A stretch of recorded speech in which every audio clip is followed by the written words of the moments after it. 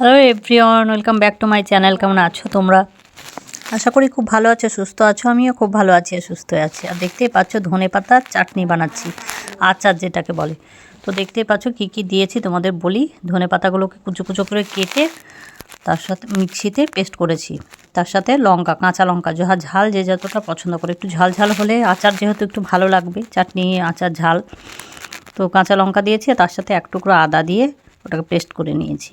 তার একটু টক লাগার জন্য এই পাকা তেঁতুল একটু পেস্ট করে নিয়েছি, ভিজিয়ে রেখেছিলাম জলে দিয়ে পেস্ট করে, মিক্সিতে পেস্ট করে একসাথে মিশিয়ে কড়াইয়ে দিয়ে দিয়েছি। কিছু লাগবে না, তেল ডাইরেক্ট কড়াইয়ে, শুকনো কড়াইয়ে এটা দিয়ে দিতে হবে।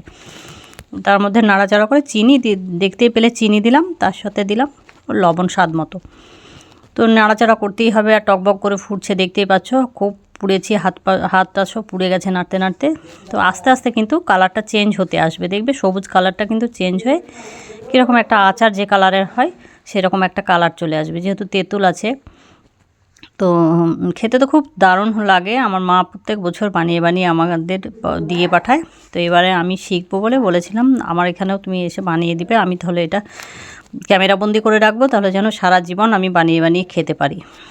তো দেখো আস্তে আস্তে কালারটা চেঞ্জ হয়ে গেল, কত সুন্দর। আর দেখলাম স্বাদ করে, এই স্বাদটা চেক করে, স্বাদ করে বলছি, দেখো স্বাদটা চেক করে দেখলাম যে কেমন হয়েছে নুন মিষ্টিটা। তো একটু চিনি লাগতো, ওর জন্য মা আবার একটু চিনি দিল।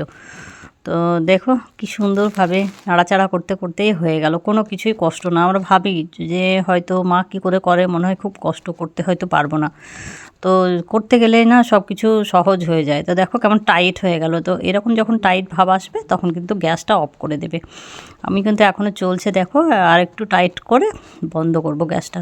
তো দেখো হয়ে গেল, আর বেশি কিছু কষ্ট নয়, এইটুকুই। তো ভিডিওটা কেমন লাগলো? যদি ভিডিওটা ভালো লাগে তো অবশ্যই লাইক করে দিও, কমেন্ট করে দিও, শেয়ার করে দিও। আর অবশ্যই ইউটিউব থেকে যারা দেখছো তারা চ্যানেলটাকে সাবস্ক্রাইব করে দিও।